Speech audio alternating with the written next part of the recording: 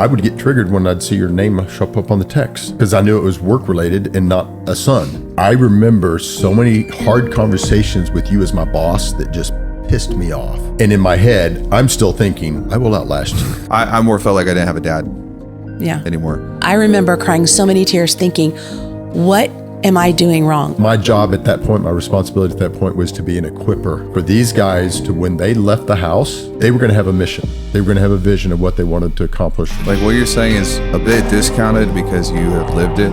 It's very hard to be the champion in secret. You got to be so secure to do that. Most of the time, parents do not see their grown children as adults.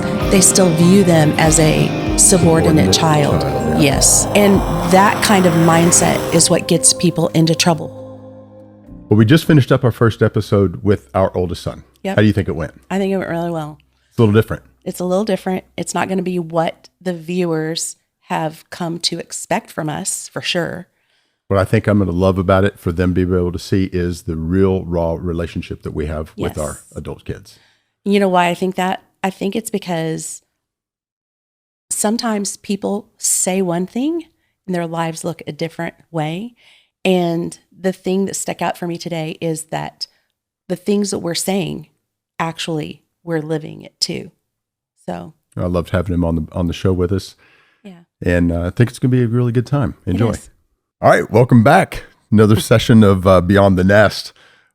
Really excited to have another one of our sons. Firstborn. The best son. But the second one. The OG. Second one to make it on the show. Yeah.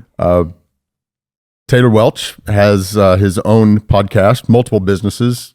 We're going to help his podcast launch. Thank you. It's called The Deep End. We're going to help get them out and get them in front of people. It is funny though. So many people know about that podcast.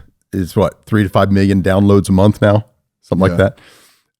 I had coffee with a couple of entrepreneurs about a week and a half ago, and we were just talking through different things and recommended some different books, and they were talking about our podcast, this one, and I said, oh, there's another podcast you need to check out. And told them it was The Deep End, and they're like, "Oh yeah, we're working through one of them right now, the one with Dale Mast." They're like, they love Dale Mast, they love that particular episode, so they were loving it. And they go, "Oh, do you know Dale?" I'm like, "No, I know the host, I know the guy that's running it." "Oh, you know Taylor?" And I'm like, "Yeah." "How long have you known Taylor?" And I'm like, "Quite a while." A long time. He's my firstborn son, and both of them, their mouths dropped. "That's your son?" It's making my head tingle. He was a bald guy. But anyway, it was so funny to watch. So many people know about The Deep End. So many people know Taylor. And so many thousands of, know that, so it's like, then it transitioned to, what's your relationship like? How long, how do y'all interact? The other boys. And it turned into a really interesting conversation. They have teenagers, so they're not empty nest yet, but it was, one of those things that there seems to be a lot of inquiries on what do empty nest folks do with their time when the kids are gone? How do you have good, healthy relationships? So it's sparked another good conversation. And so I thought today would be fun to have you on, talk about our relationship. I think we have a great relationship now. It's definitely maturing. You're 35. Be 36 in March. You didn't remember my birthday. Right? March 20th. Like, no, I know that. Unbelievable. No, you know how when you give a dangling open and create interaction? You taught me that, yeah. But you just missed it, so. Sorry. It's the layup. But did it work? Did you fill it in? Yeah, I did, and then I was offended. But I thought it would be fun to talk a little bit about our relationship now. And, we've talked about in the past episodes, that when your adult children ask you to do anything, you just find a way to say yes. So we're very fortunate in that we have great relationships with you and your brothers. But also want to go back into where did this start? There were some things I know that you would probably look back with fondness, that this was good, we enjoyed this. Other things you probably look back and like, God, that was agonizing, it was painful, didn't like it. Maybe you would never do that now with your kids, or maybe you look at it now, it's like, it was painful, but it was worth it. Yeah. So you good with that? Or do you have anything you want to? Love it. All of it. I would love to just jump in from the audience side of things. It's super interesting because I have context for you guys and Taylor, it's so interesting to think through, what did you guys go through as parents, watching your firstborn go from your kid to the person he is now, with having influence and being well respected, well known, and just kind of understanding that conversation. I'm so interested in that. So curious to see where you guys will take that. It's interesting when people would say when they know who he is and they know how big your footprint is, literally worldwide. And I know we've told this story before about the Scottish evangelist, that my impact on the world was through my boys, and getting to see that happen has been a lot of fun. But people would look at me, It makes you cry. It will sometimes make me cry. But people Lance will say, wept. "Oh, you've got to be so proud of him," and I am. But I'm proud of all three of you. And it's like, what's it like being his dad? And it's like, I don't know. It's like being a dad. I'm just his dad. And so it's like some people maybe I don't recognize sometimes the footprint that you have, the influence and the impact that you have. So that's been interesting. Some people will look at it from a perspective of this kid. I will say this. I was always cautious to not take credit for your success. And, I would say, all I did is I planted some seeds. And I do believe that I planted some initial seeds, took you to conferences you didn't really want to go to, but they had Chick-fil-A. You went. Bribery worked. But you were very intentional in your personal growth. I mean, you would meet me on Saturday mornings at coffee. Yeah. But what I noticed, that didn't happen until you met Lindsay. Yeah, it was a bit under duress at first. It was. Because I thought that there was nothing that I could learn. That's true. And then things started to switch. But, you've been to almost all of our events in the last 3 years. And I have started from stage with people making sure that you get credit for a lot of this. Like, you've watched me do this. Yep. And then people want to talk to you because they realize people aren't stupid. Like, they know that a kid in some regards is a byproduct of the parent, which can be good and it can be very bad. But it is amazing to watch how things I don't even remember consciously from when I was a kid, you will see it show up in trainings. Yep. And I don't even remember that it came from you because I was a kid at Starbucks at a grocery store, when I was 12 or 13. Yeah. Yeah. So it really, I think it matters. And that's why with Kate now, I'm trying to do what you did with me, because I've realized that it wasn't accidental. This is your biggest thing. Like, intentionality is like one of your main, like, we can't forget it. You'll just kick that horse while it's dead. It's just what's the intention?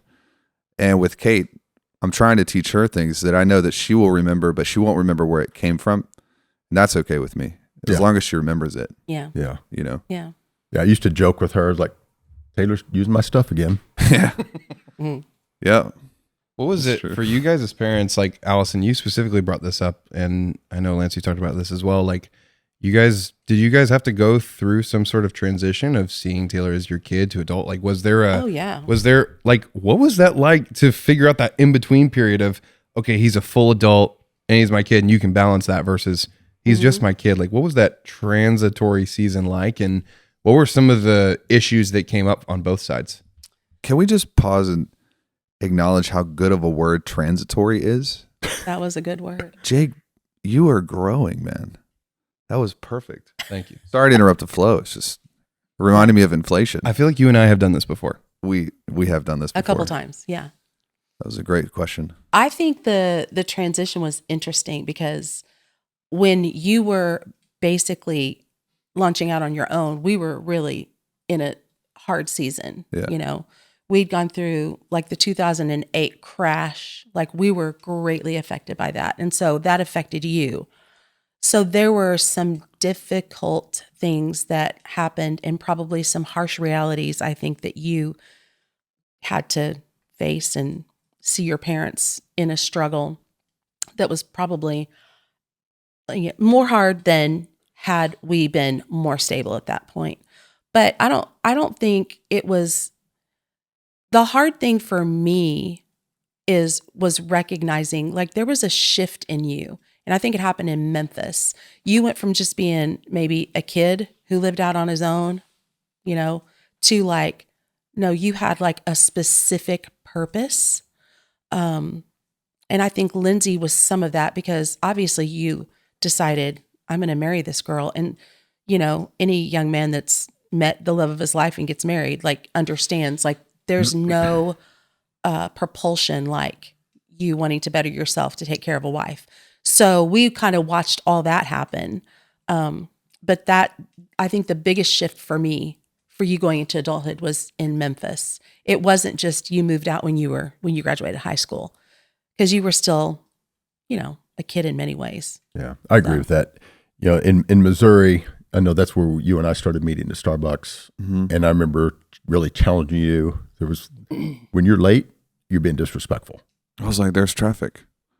And there's always going to be I remember those conversations like they were yesterday. I remember them too. And I remember taking that responsibility, not as dad at that point, but more as I'm gonna be a coach. Mm. And we've talked about the transition between the dictator dad, advocate, coach, friend, and all along I knew where we wanted to get to as far as the friends. Yeah.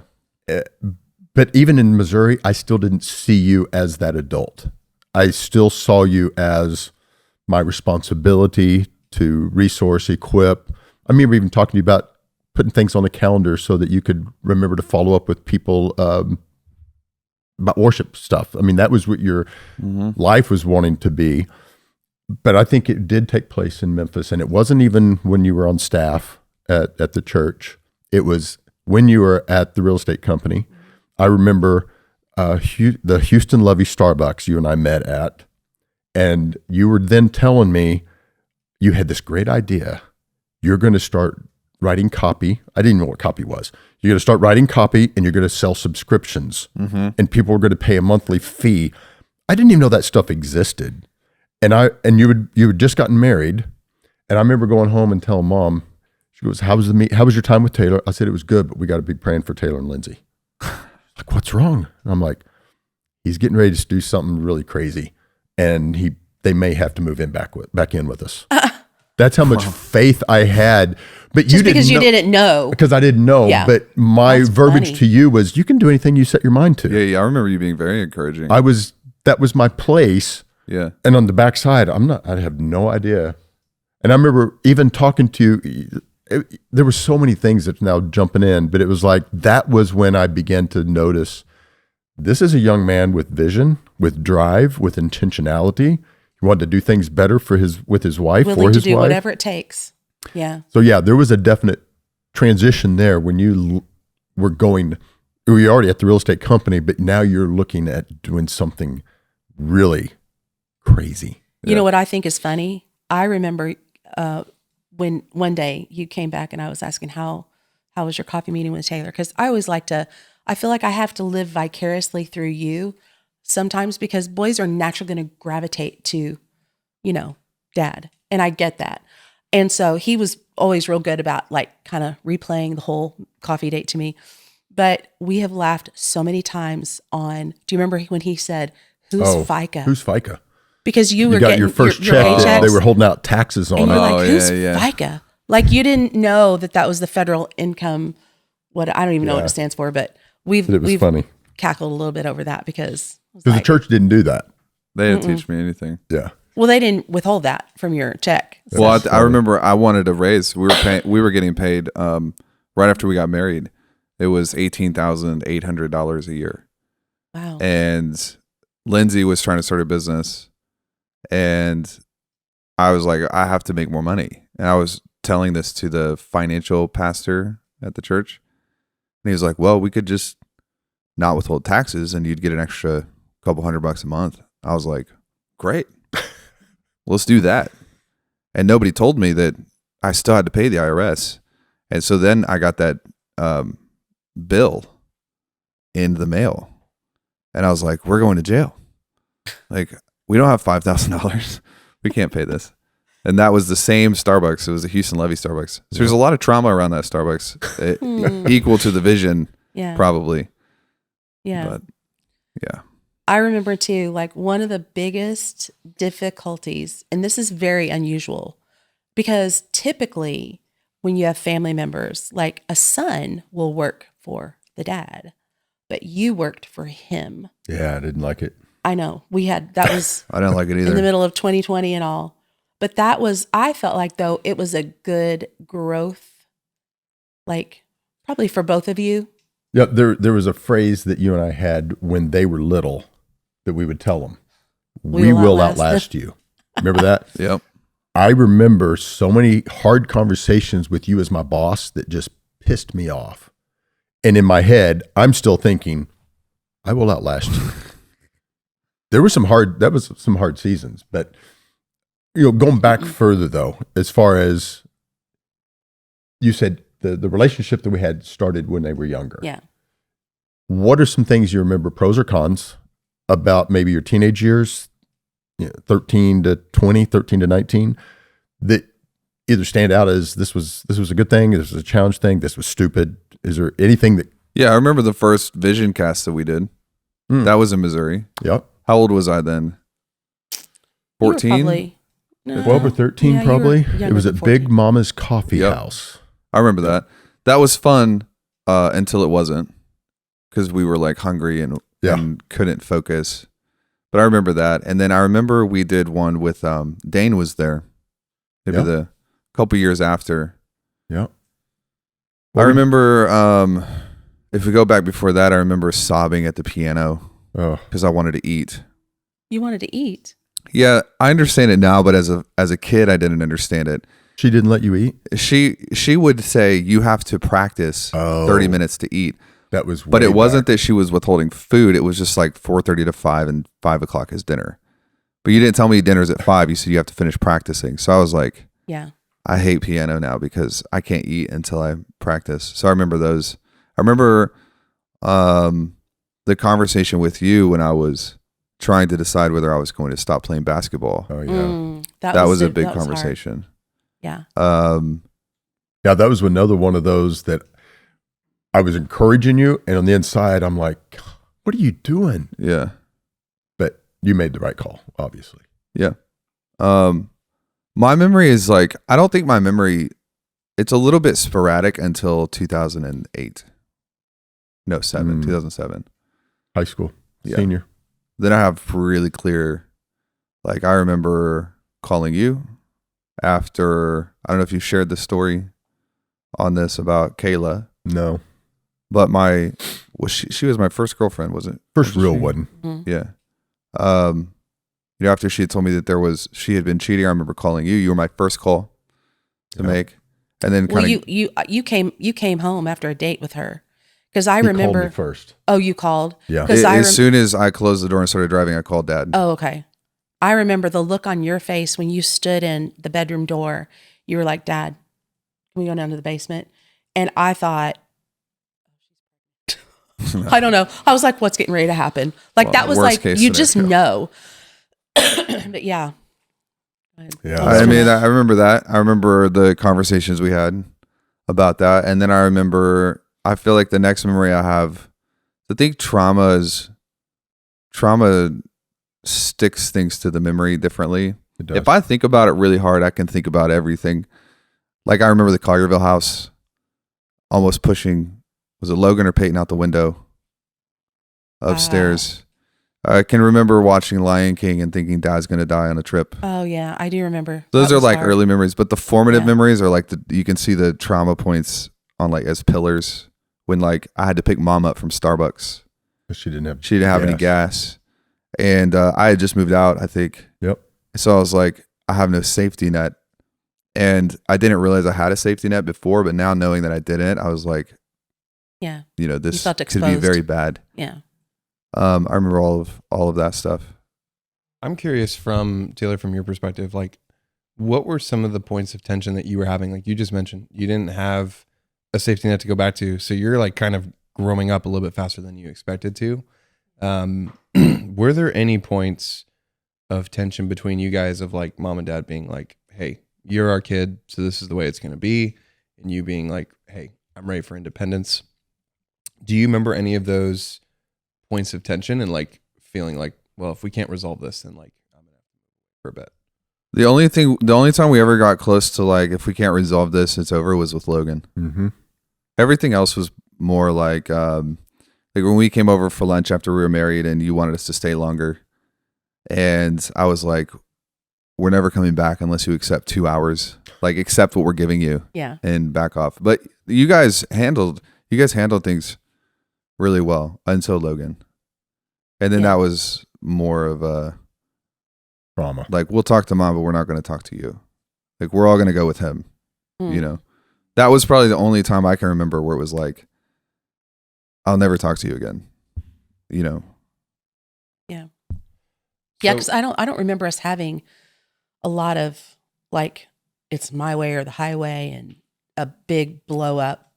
I feel like the whole situation with Logan, from your vantage point, because I remember you were on speakerphone that night and you told him basically, you know, you can handle this the right way or the wrong way, but if you blow up and alienate Logan, he was like, I remember you saying something along the lines of, I don't think that I would ever be able to forgive you for that. Yeah. You know? So most of I think like our tense points were like, I was being corrected. So I don't think I had a lot of leeway. Like, we talked about pornography, but I'm not going to be like, if you don't let me do this, I was like I was at your house. So there wasn't a lot I could do about it until Logan, when I would live somewhere else. Yeah. Yeah. So is that deep enough for you? You want us to start crying? That's great. I'm curious. I want to move ahead a little bit. Lance, I would love to know from your side. I would love to get a little bit more perspective and story on your end of what happened on your side that brought you to a place where, I mean, there's so much context that the audience doesn't really have of like where you were in work and what you did for work and what Taylor did for work. Like people that don't know you guys, how would you give context to that in terms of what you do, what Taylor was doing, and how you came to a place where you were like, I think the best option might be for me to go work for my son, Taylor. Could you give us some perspective and story into that a bit? I mean, I don't think that's how it happens. I think I wrangled you in at Chipotle. Yeah, you did. But leading up to that, I had been with corporate for many, many years, climbed a corporate ladder. And a lot of people call them golden handcuffs. You keep climbing a corporate ladder, you start making more money, and then it makes it very, very difficult to leave and start up, like in this case, start up a coaching business with no income, no guarantee. But I'd finally, October of 18, finally left Allstate and started my own coaching thing. And I don't remember if you remember this. I used to say, man, if I could get paid to read books, that'd be awesome. I was like, I'll pay you to read books. And he did. And I would read these books. I would put together about an 8 to 10 page summary. Yeah. And I remember you tell me that people aren't going to read the books if you keep writing them like that. So they were pretty good summaries. They were really good summaries. But, yeah. So that's how it started working with him. And, I was building up the coaching side of things. And then, he and his business partner at the time, they were having some issues with some real estate guys. And I remember telling him, I don't know a ton about real estate, but I know people. And I said, let me have a meeting or two with them, and I can tell you, you either can fix it with them or you can't. Well, the biggest issue was the banks. You're trying to work with banks. And I hate banks. You don't like them. Because they were judging me because I was young and wore shorts. And I was like, I don't need the loan. I want the loan. Yeah. I don't know how to communicate that. And then they thought I was arrogant. And I was like, it's because I am arrogant because I'm rich and you're not. So give me the loan. And that wasn't effective. So I remember asking you for help and you were just kind of like, that's not how you do it. I was like, why don't you talk to the banks? Yep. You talk to the banks, we'll give you a piece of the real estate. And you're like, it kind of formed. Okay. I remember we met at Chipotle, talked about some ideas, and I said, well, let me think about it. And that was Memorial Day weekend of that year, and really started praying about some ideas. And it was Saturday of Memorial Day weekend. I sent you guys an email, and you then talked to your partner and said, yep, let's do it. And so really came in more from a consultant perspective initially. and then ended up, working for him in that one lane. And this was also at the beginning of COVID. And so the ability to meet with people one-on-one, which I think one of my strengths has always been the ability to network. In-person networking. In person, get into any situation, meet whoever I need to meet. You couldn't do that then. And so had to start networking over the phone, long distance. And so it kind of back end came into working for him in that capacity in the real estate side of things. Yeah. When you made the comment a while ago that that was a mistake to have him work for you. No, I didn't say it was a mistake. Oh, sorry. So he didn't like it and I didn't like it. Okay. Why did you not like it? I think I don't know. I didn't know how to lead. I didn't really understand. You hit these stages where you think that you know more than you do. And I was in that stage. So you came out of, you've had sales teams with thousands of people on them. And I thought I was some hotshot because I had 40 sales reps. And so I think I was quite damaging in how intense I was. And it was kind of because we had the familial relationship, it was making it harder, but also making it possible. Anybody else would have quit like really quickly because I was just so intense. So it was a dual-edged blade. It was only possible because you were my dad, but it was making it harder because you were my dad at the same time. And I don't think we liked it. But now I like it. It's very different now. But he doesn't work for me now. Right. There's like an equalization of I can't like tell you what to do. Right. But you can tell. Sometimes you can tell me what to do. But we're partners, so it's different. I think it was a weird hierarchy. Same with Peyton, but not as weird with Peyton. Yeah. Well, you were a totally different leader then. Yeah. You were. I would say you were more of a doer, and if people didn't match your intensity, you were done. It was like you're weak. You're now you've transitioned though. Now you're more on the leader side. What's funny is everyone in this room has worked for me except for Mom, and they're all shaking their heads. I can see Heather in the peripheral vision, and she's like, "Yeah, it was really intense." Just like, you were. I know. Well, I didn't work for you, but I may as well have because I heard everything. And my personality, you know this from being my child, like I feel like I was always the buffer between you boys and your dad for years because, he's, a little bit more of the heavy than I am. And, these are my children, even though they're boys, they're young. And then I felt like you working for him was buffering all over again because I didn't want a big blow up, And in my mind, I'm like, well, my younger days, just do it. Who cares who gets the credit or whatever? My younger days, I might not have been quite as intense as you, but it was definitely a kill them all. Oh, you were intense. Kill them all, let God sort them out. And, so now at 50, I was probably 53 or 4, somewhere in that range. That was only 4 years ago. 5. 5, yeah. October of 18 is when I left. June, July, August, somewhere through there of 19 is when I started working for him. Well, he was like remembering I was probably like, that was only 4 or 5 years. Okay, you're buffering again and you don't need to be. She can't let her grammar major go. Right? Yeah, it never stops. Anyway. So that was a period of time that I think there was some tremendous learning for me on how do you interact with your grown children, because you and Peyton were both in that building. Peyton wasn't grown though; he was still a wee lad. He was, but he lived on his own. He paid his own bills, and he was a wasn't freaking living with her. workaholic. Yeah, because I paid him. Exactly, but he was a pretty good employee for you. He was great. He still is. Yeah. You taught me how to switch hats though. We did talk a lot about that. Yeah. Even now, sometimes it's more rare now because I think we're more fluid now. Like if I'm calling you, it's probably as dad. Yeah. You usually know because I'll text. You can tell what frame I'm in. Like I'll ask a question and then you're like, he might be calling about this. Most of the times now I'm calling you as dad. Yeah. I never called you as dad back then. No, you didn't even call me dad. I called you Lance. You did. Yeah. And I called Peyton. Yeah. Well, Peyton was more normal because we always called him Peyton.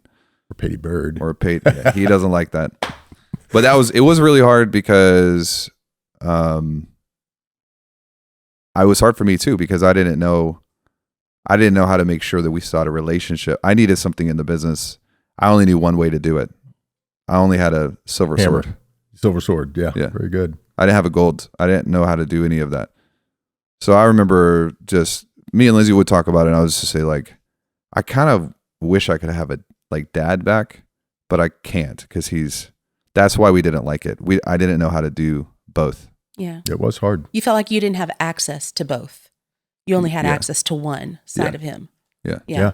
And if you had to choose, you'd probably choose a dad. 100% of the time. Yeah. Well, and I would choose a son, but during that season, I would get triggered when I'd see your name show up on the text because I knew it was work related and not a son. Yeah. And I didn't want to see that. Yeah. That was. Do you still get triggered? No. Thanks, Jake, for bringing this up. I'm just kidding. No. Okay, good. No. Do you get triggered by him? No, not anymore, but I did for a little bit. Yeah. Yeah. I was going to ask, are there some specific situations you guys could talk through? Like what happened exactly in the business relationship where that caused tension, and then how you guys were able to work through that? I don't know that we really worked through that. I think we both muddled on our own paths, but he had me over that particular arena or that lane of real estate, and we had certain expectations that had to get done, and he didn't understand the complex of working with banks. He didn't like banks. Period. I didn't like what? Banks. Oh yeah, I didn't. And so getting lenders and all that sort of thing, it's like I wanted things that were probably impossible. Yeah. Yeah. He's not gonna be happy with that. Well, I was enough. just curious on how you guys were able to, how you guys actually working through that frame of like, was Taylor essentially your boss at the time? he was. Okay. So how did you work with, that's my boss, and then also transitioning into that's my son? Like, I think the dynamic between you two is actually very interesting to unpack a bit. Well, honestly, during that season, I don't think, looking back on it, I don't think I looked at him much as my son. Because even when we went over to their house, I felt like he was my boss. Mm-hmm. It just, Even in a social non-work setting, it felt like, really? yeah, because it wasn't uncommon that it might have been a social setting, but he would ask a question about it. And so I'm immediately put right back into. You felt like you never got a break. I didn't, yeah. And you probably felt the same way too. To a lesser extent. Yeah. I more felt like I didn't have a dad anymore.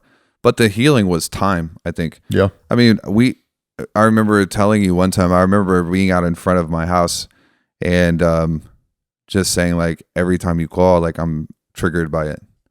And I'm really frustrated by that. That was me I was trying to fix it, but I didn't know how to fix it. And the only person I could call historically when I didn't know how to fix something would be my dad. So I was like but that was a hard conversation for you because it was essentially like, it was kind of levied as an accusation, even though it was a kind of a call for help. It was like, every time you call, this is what makes me feel. And I don't like that, but I don't know what to do with it. And I remember you were like, wow, it came to you as an accusation. And for me, it came as I need help. We talked about that too, because I remember even telling you, just like when the boys were young and we would get the uncut, unedited version of you. Mm-hmm. I recognized probably more because I was on the outside that he's telling you how he feels, not to hammer you. And I think it hurt you. And again, buffer. But I think the whole shift in perspective I was trying to offer to you, because I remember that very conversation when that happened. We will I think one of the things that helped the most, do you remember when you started getting into disc? Mm-hmm. When was that? Was 10 years ago? Yeah, well, probably 20. 20. Really, you started teaching us.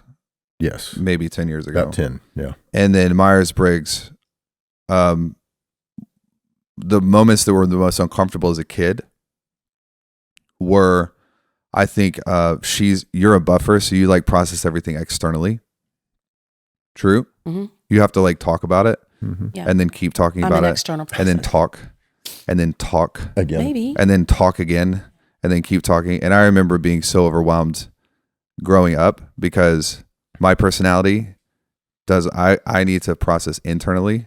I think you're probably more like this. Yep. Once you started teaching on that, I think it helped click things in place where I was no longer like, I was sometimes anxious around you because you could start talking about something. I don't know what you're going to talk about and I haven't thought about it yet. And so if I haven't thought about it, I'm going to have to sit in a room for 3 hours and figure out what I think. Because as a kid, we would have to stay awake and work things out. You called them knock them out, drag them out. Well, that didn't happen a ton. Oh, stop it. It's not bad. I know, but I don't remember having those conversations. Jake asked us to be honest, and now I feel like we can't be honest. No, I want you to be honest. Is this better? Are you happy with it? There would knock them out, drag them out, and we would sit, and the sun would set. Dinner's done. Yeah. And now it's 10 o'clock, and we are having to process out loud. But for me, I don't process out loud. Yeah. And now we're a lot better because you can tell, you as a buffer can tell, like, this needs some time versus we need to knock this out right now. And Lindsay's the same way. That you prepared me to handle Lindsay because Lindsay wants to talk about everything and she doesn't even know what she thinks about it until she talks about it. And I'm like, that is so backwards and archaic to me. But it's given me and now I have some practice because I can just listen, not try to fix it. By the time I'm talking about it, it means I couldn't find a fix and you need to give me one. So I'm expecting someone to fix it. Yeah. You're not that way and Lindsay's not that way. Like, she talks about it first. That was uncomfortable growing up. Yeah. But it got better. Yeah. Hmm. Yeah. Something I'm glad I prepared you for her. Yeah, thank you. I'm glad I picked her out. My for you, marriage too. is because of you. That was a bad move, though. You delayed something. I did. And we've talked about that. Like, We have. our kids don't want, I should have just kept my mouth shut and just prayed. You definitely should have. But Because it made me not like her. I know, but I was so excited because something in me, literally, I don't know what it was. I'm a knower, first of all, like in the ways that you hear God. Some people are hearers. We just did this book in Bible study about ways that people hear from God. And it was really freeing for me. You're a Gnostic. I'm a knower. I'm not a Gnostic. That's what a knower is. No, it's not. People, it's A not Gnostic, Gnosticism.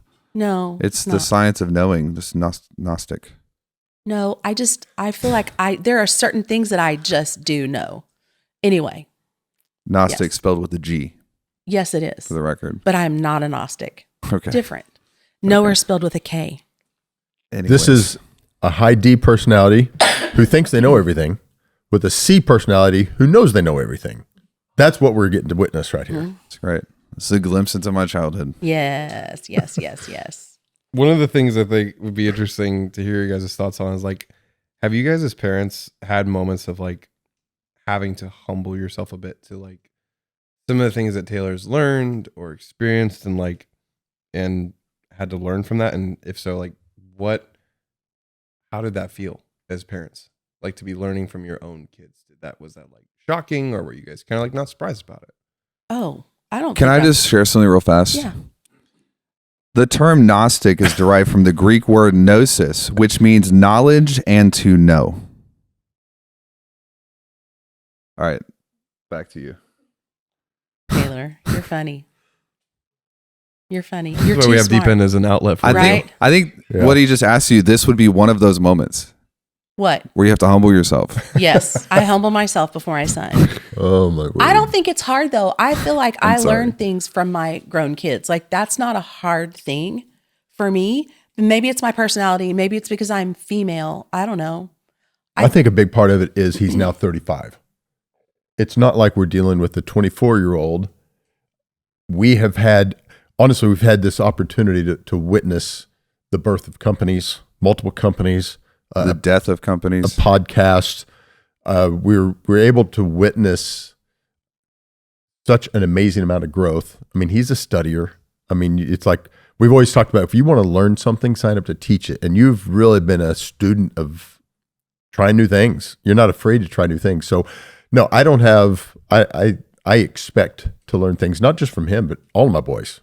I mean, that was from the very beginning for me anyway, was to make sure that they were equipped to think on their own, to not be afraid to try new things. And yeah, all three of them talk about things that are just, they're over. But I over our respectfully heads. disagree with what you just said. You're a for Gnostic me, then. because I don't think it's because we've witnessed companies, and because as a mom, I'll be honest, I'm very proud of you, but I don't really care at the end of the day.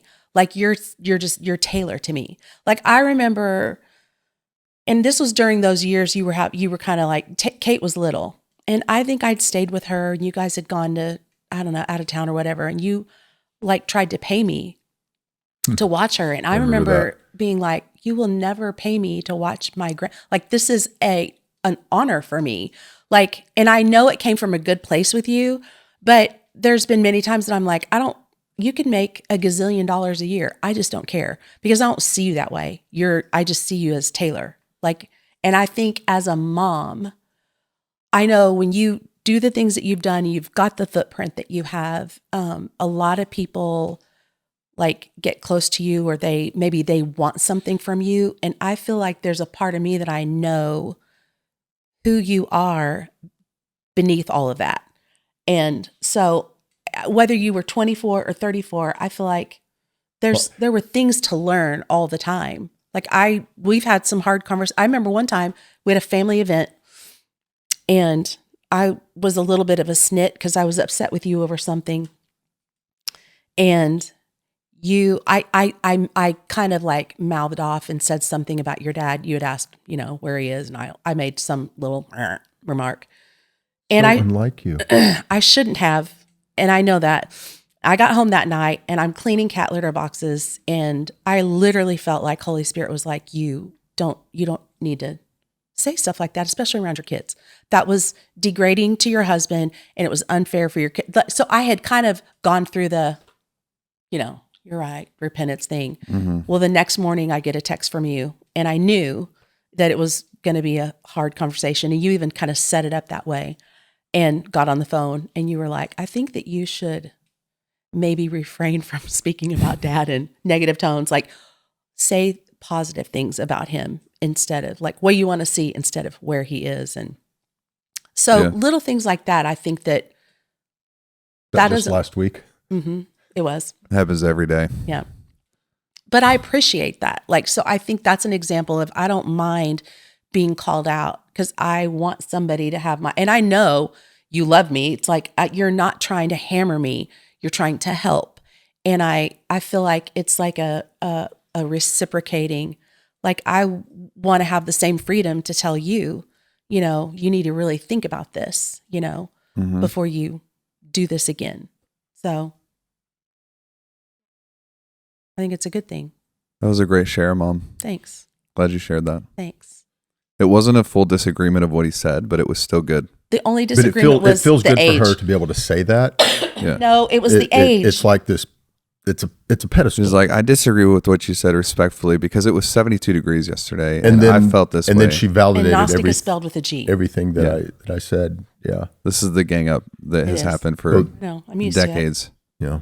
So, but yes, to answer your question, I don't think that there's a humbling perspective to learn. I expect to learn. I've always told you guys, until the coffin lid closes, I'm going to be learning something. So I value what he does and what he's learned. I mean, he's paid a big price. I see the investment you make, not only in coaches, but content that you devour and the amount of content you put out. I think it's easy now. At this point, it's easy for me to learn new things from him. Yeah. And I don't feel like I'm having to humble myself to do it. It's just I value what he knows. What have you guys seen stuff with other families where like they don't have this dynamic and it's just not open? Because it seems like you guys have a pretty good relationship, and you guys are very used to, like, Taylor, you're used to your dad being in dad frame and business frame and business frame. And that stuff works out. Have you guys seen other families where this is not the case, and like what that looks like and what needs to change?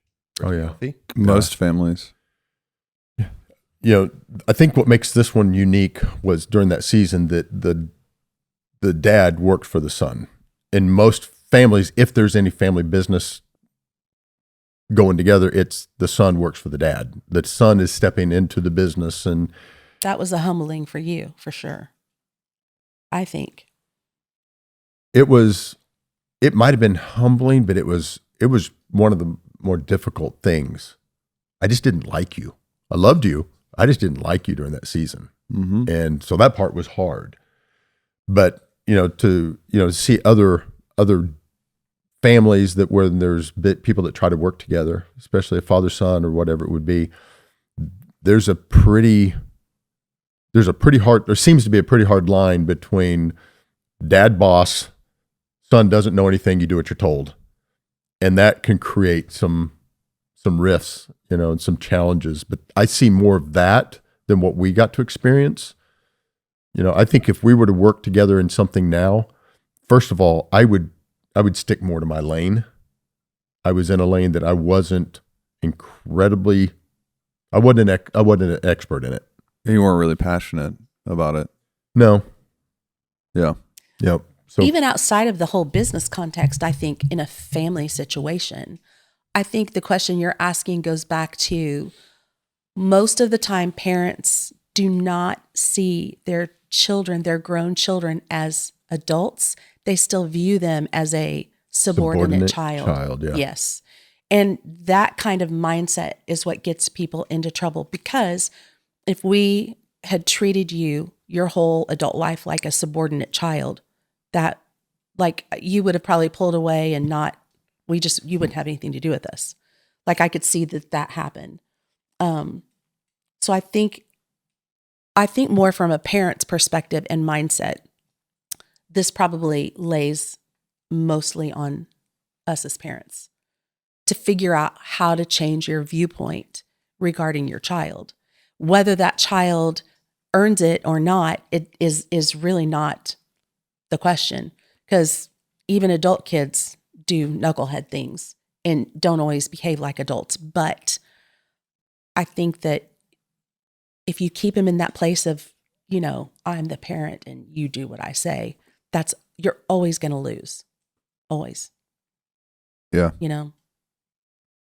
I don't know families who have horrible relationships with their grown children, but I read a lot of different forums and on social media, empty nesters, and it's heartbreaking. It's heartbreaking the number of parents who don't have what I would call access to their grown children. They don't have a relationship at all, and it's really sad, and I don't know all the reasons, but no, there's probably more than one reason. It's probably more than one thing, because it always is. Everything's always nuanced. So. Gnostic. Thanks.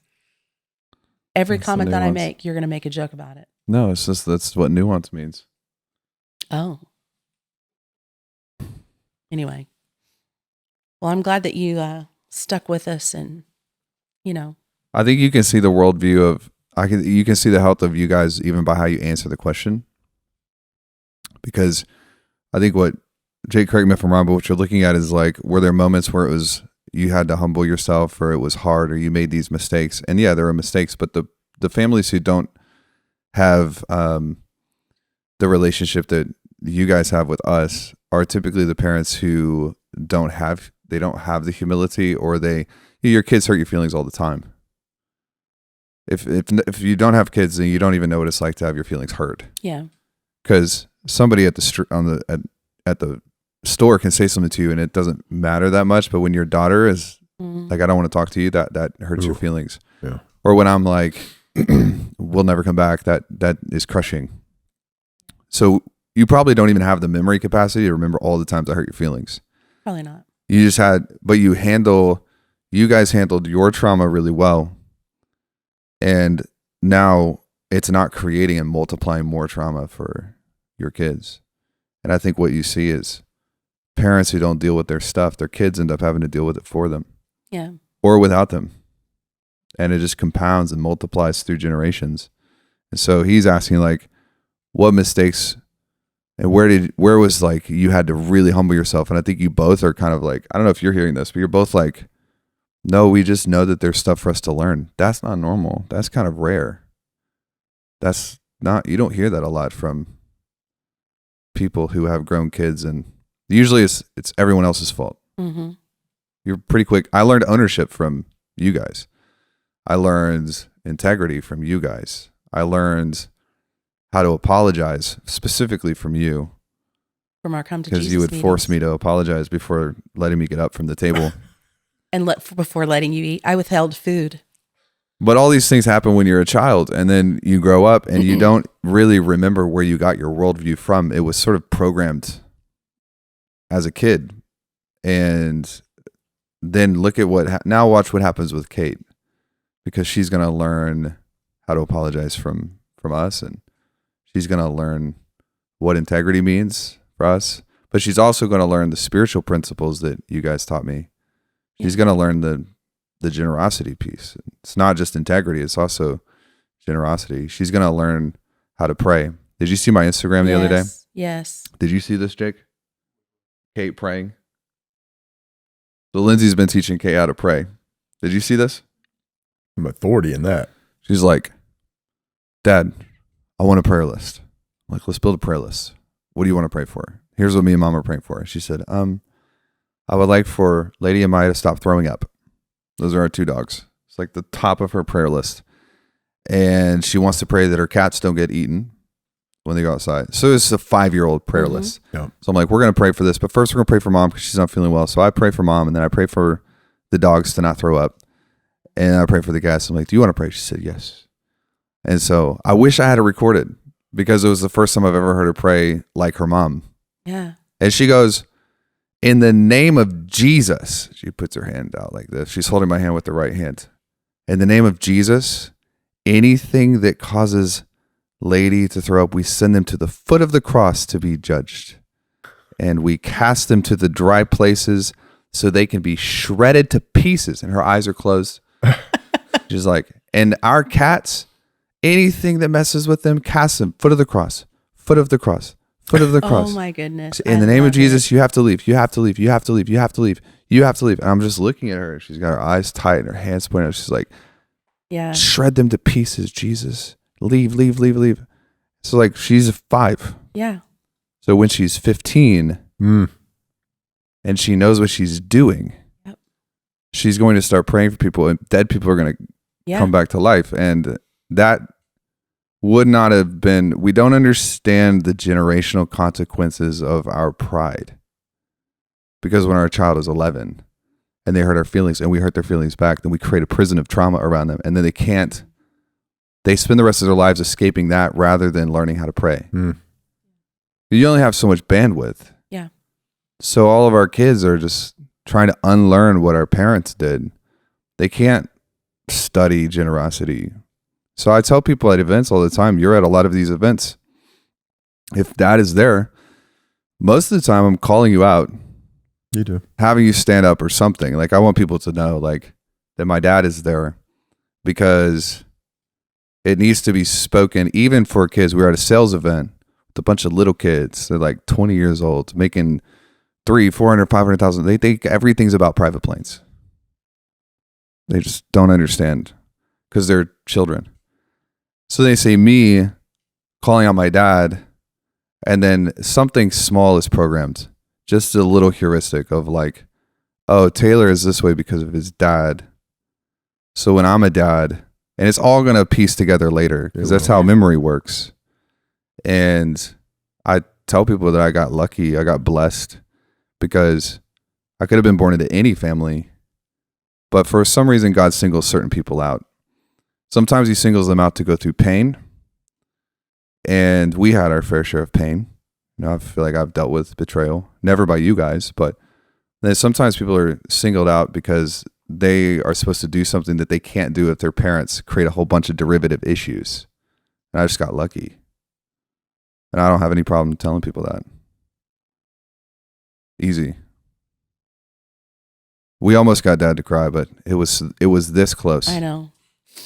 I feel like we got lucky. We hit the jackpot with our boys. Yeah, we did. You know? Yeah.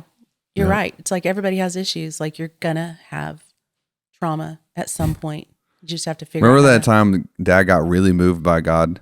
Yeah. That one time, and he wouldn't stop crying. Yeah. We all got so annoyed. He was like, everyone gather together. I read this incredible verse. We all were going to memorize it.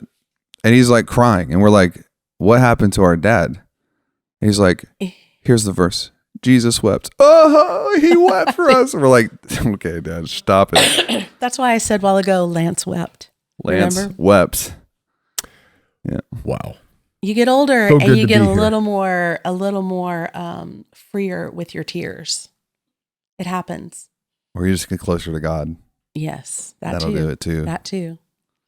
God That is will the do it God of too. emotions. You know? Lovely.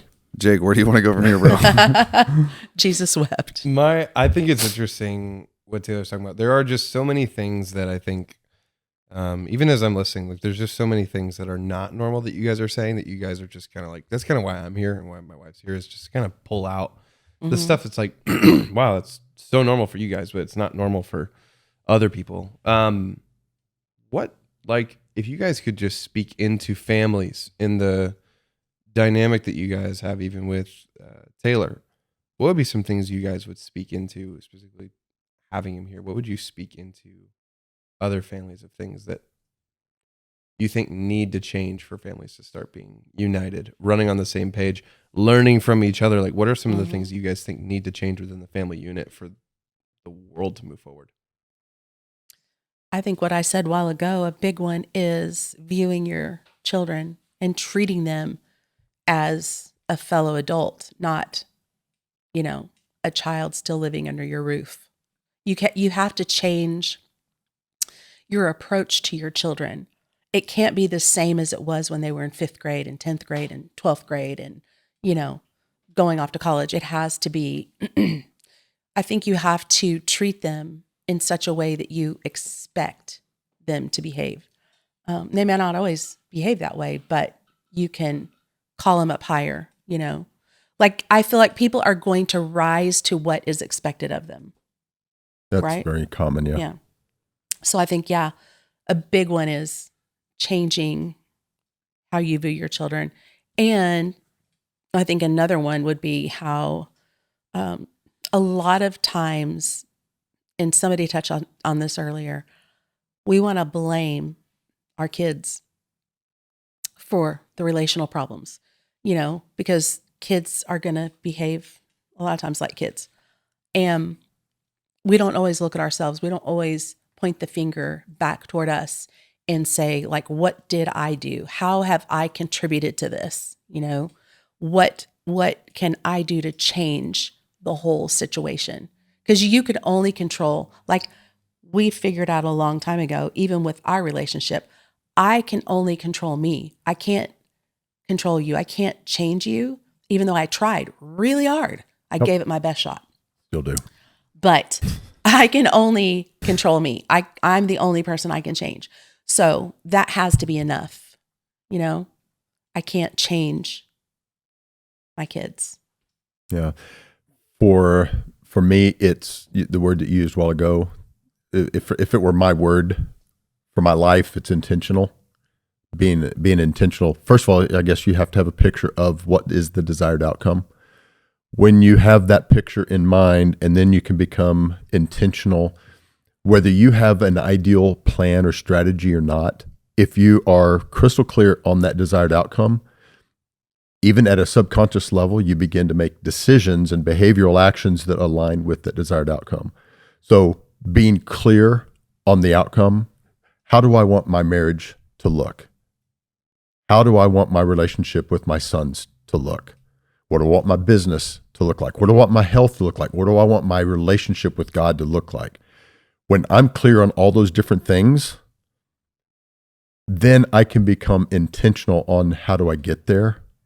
So I don't think it's rocket science, but I think what I see a lot in families is everyone is just so busy. Mm-hmm. They don't have the time or take the time or make the bandwidth important enough. What do I want this to look like?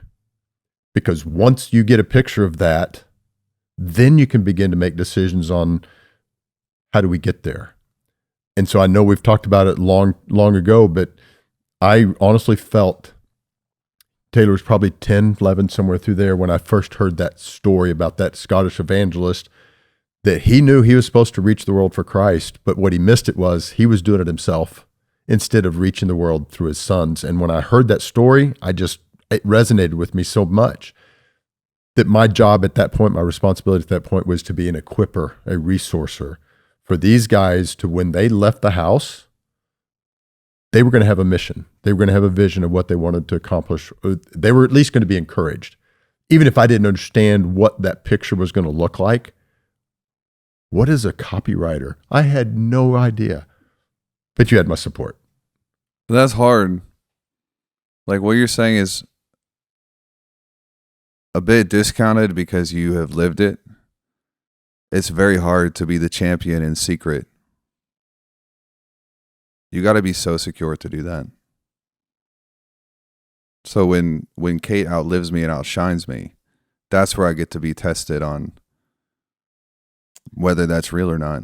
But she's your daughter, and you're gonna love it. You will. If she does. I will, but you have to recognize that that's difficult. What you're talking about, you say it's not rocket science, but you can be in secret and still be fulfilled because of what we're doing. Yeah. You sent me that picture from YouTube of that young man who is like, I want you to come to Africa and do all this stuff. And you were like, this is what I've prayed for my whole life. Mm-hmm. But you didn't post it online. You're not like taking the credit and everything. It's really, really hard, I think, to know your role and to be secure enough to sit in that role. Like, I do want Kate to outshine me, but I'm not stupid. I know that there are going to be moments when it's like, she didn't even talk about me. Like, did she forget? No, you'll be saying, Kate's using my stuff again. Maybe. Mm-hmm. How do you guys pray for your kids? Oh, well. What do you mean? Well, like, how do you pray? What's your system? Do you pray for us? How do you know what to pray for? Do you have a list? Like, is this okay for me to ask? I'm asking selfishly. I have sheets. Sheets? I've typed out things in specific scriptures that I will go in because it's saved on my laptop, and I'll change things. Yeah. Because I've added. What's your prayer list for me right now?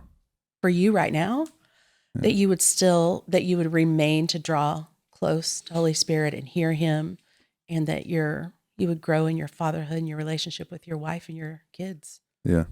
I feel like those are the important things to me, because I feel like you're going to always be taken care of financially, but the things that money can't buy I feel like are the weighty things for me that I want to see, you know, because I feel like we've watched a literal transformation. Mm-hmm. You've gone from, which I'm not trying to take everybody to church, but we're a Christian. We raised you boys in a Christian family environment. And, that's first and foremost to connect your kids, and hand off you to basically the Lord. That's very important. Like, I want you boys to have a deep relationship with Him. And so watching you just over the last, I don't even know how long it's been, year? 12 to 16, year and a 12 to half? 15 months. Like you've radically shifted and changed, your intimacy with Him. And it's like, I could see the shift even in the podcast, that's That little been deep end, the little one? the little unpopular It podcast. still is quite small comparatively. Yeah. But that's been, I love watching that. And that's like what you're talking about. It's the guy being like, my head tingles. That makes my head tingle. Yeah. That's what I want for my kids. That's what I pray for my grandbabies.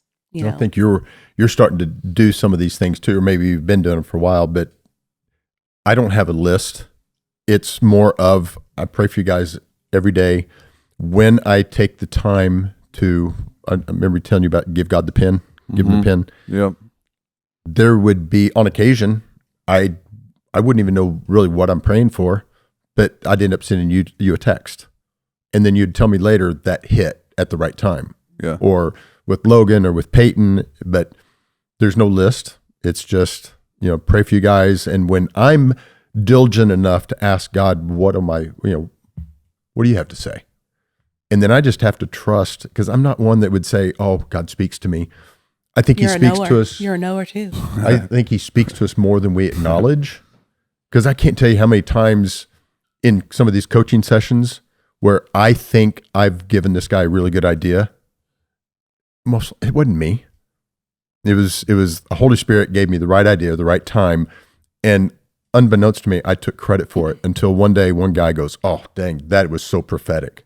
And then it was like clicked. It's like, So I think for how do we pray for you guys? All the time. Do I always have a list or know exactly what I'm praying about? I don't. Yeah. I think that's the linchpin too. I think we have no idea when you look at parents who have great relationships with their kids and they pray for their kids, would it have been great if they would not have prayed? You can't go back and see it. Yeah. Mm-mm. And then to the families who are really struggling, what would happen if they decided to pray? It just takes one day to try it, and then you see it. Probably the big secret that you guys don't talk about that much, because I remember you praying for me as a kid, and when I thought I was the Antichrist.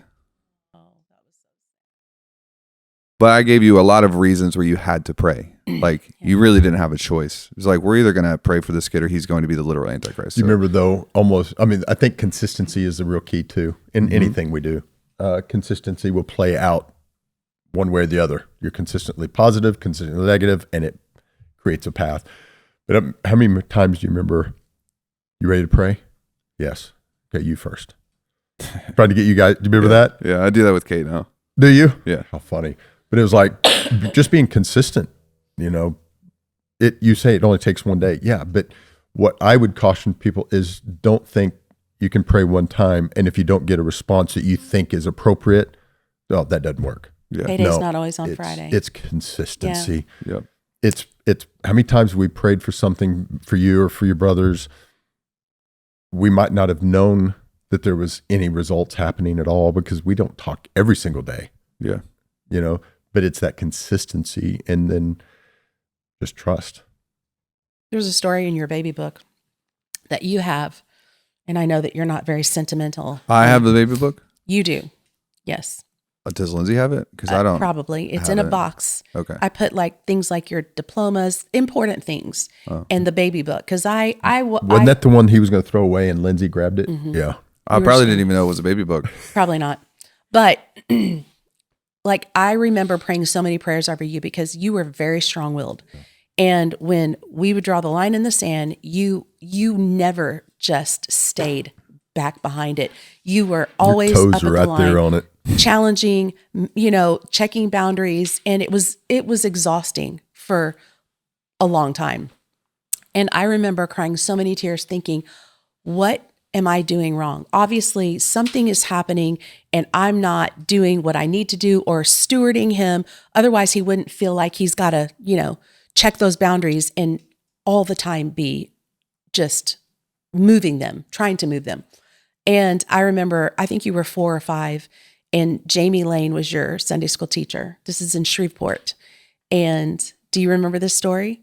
It's briefly. I don't remember when I was 5. But. Well, no, but you probably remember me telling you the story. And this is something as a parent that I feel like if you ever wonder if God is real and if God listens to your prayers, this was one of those things that for me is like a anchor. Yes. Yeah. Because she said that this has never happened to her before, but when she called on you to answer just a question about Noah or something, and you stood up, that there was a little bit of a spotlight on you and it felt like the rest of the room got kind of dim. And she felt the Holy Spirit tell his mom that he's going to be okay because he's got my word all wrapped up in his heart. And I think when I heard that, I buckled my seatbelt and it was like, okay, let's do this thing. Because I needed that reassurance that somehow we were on the right track, but it was just going to, you might take a little, you weren't going to be that TV kid that just, yes, ma'am. Yes, mother, and did Nope. what I told you to do. And now that it's 2025 and we've lived through 2020, I'm really grateful Because I feel like none of you guys really have been like, oh, we'll just obey this and do this because the powers that be say to do it. That's one thing I was telling Jake and Heather a while ago. One of the times he was talking about when we started doing those family vision casts, we were doing it from the perspective of we just wanted to get everybody on the same page. When we look back on it, the byproduct of it, so much more. One of the things that I think is very instrumental coming out of that was at a very young age, we were challenging you guys to reflect on the previous year, vision cast into the new. Mm-hmm. That forced you guys to become critical thinkers, strategic thinkers, not just following the crowd. So it's kind of like the hindsight, the byproduct of some of those things that we did on a consistent year by year basis. It was part of the equipping to resource you guys to think and not be just a person Little in the robots. crowd. Slaves. Yeah. Yes. Not being a slave. You're welcome. Thank you for knowing how to teach me not to be a slave. You're so welcome. You are so welcome. Well, I'm glad you took time to come and talk to us and be on the podcast. And, we made it. We made it. Yeah. Yeah. And thanks for sharing your babies with me. You're welcome. Oh, yeah. I've trained my whole life for this. Yeah. Although Kate does give me a run for my money. She as stubborn as I was? In some ways, yes. She's smarter than I was. Well, Which is a at that young problem. age, did you She's hear very that smart. she told her that she stunk up the house? Yes. You did And hear that? then it Yes. was the rice. Yep. It was actually the rice in the rice cooker. I was like, okay, well, Yeah. Not Allie after all. not me. What's terrifying, you'll start noticing this, is you think she's just being a kid, but she's starting to plant things. She's starting to she's not just being a kid. She's saying that because she's going to use it later. Yeah.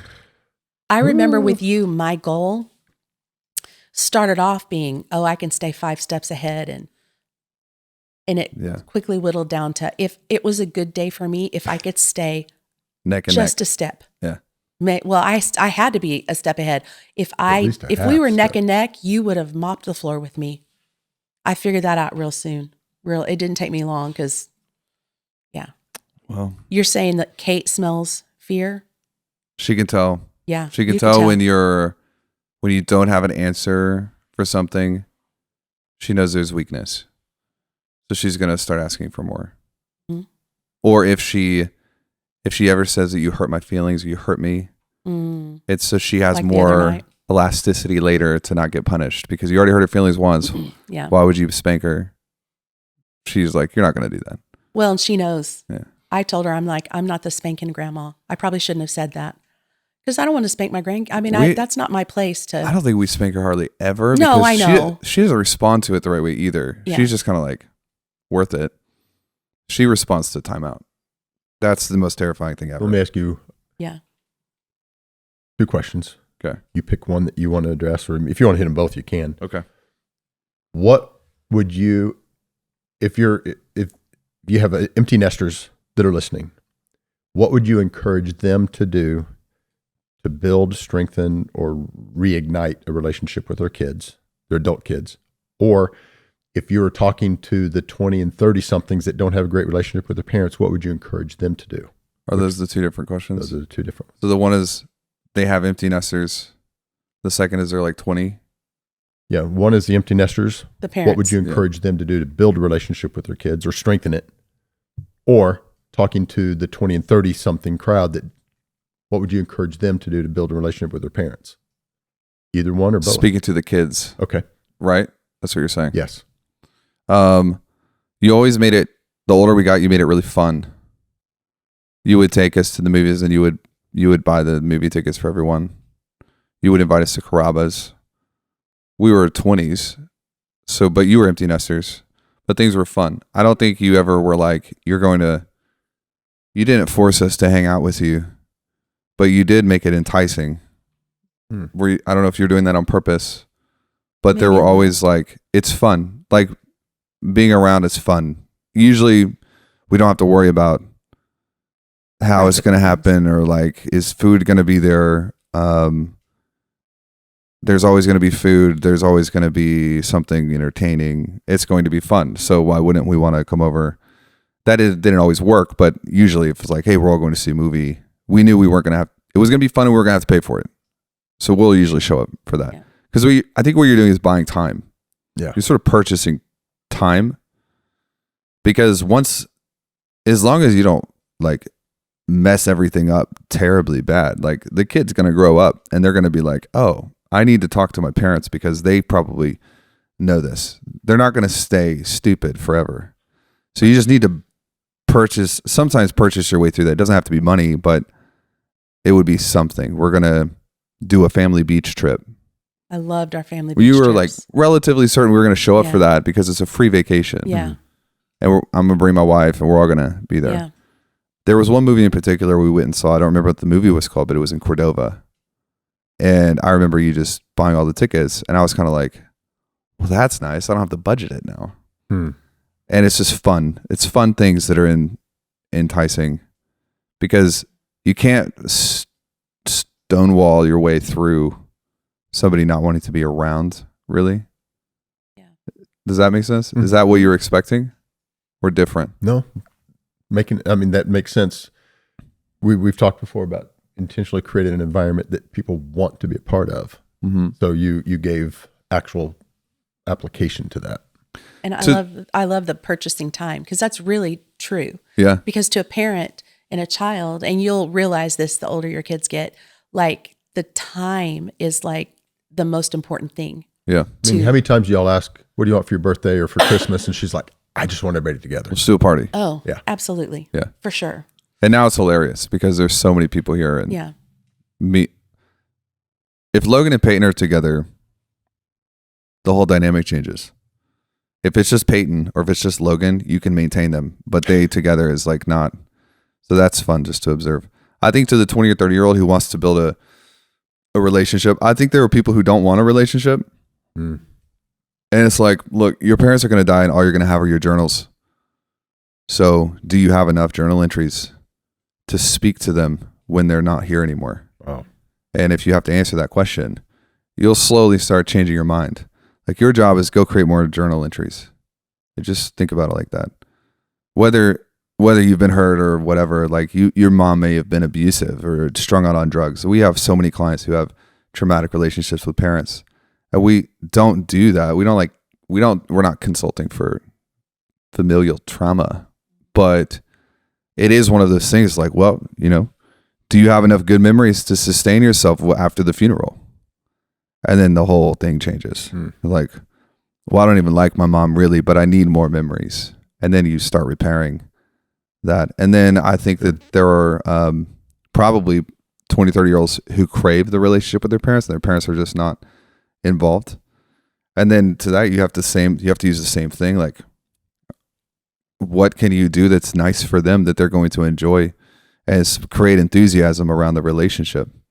They may not want to talk to you because they got their own stuff going on, but they might enjoy you inviting them to dinner and you paying for it. These are very practical. Just like, good. You have to build your job is enthusiasm all the way around. That's what I would say. Love I tackled them. I turned that into 3 questions. Yeah. Gift. There you go.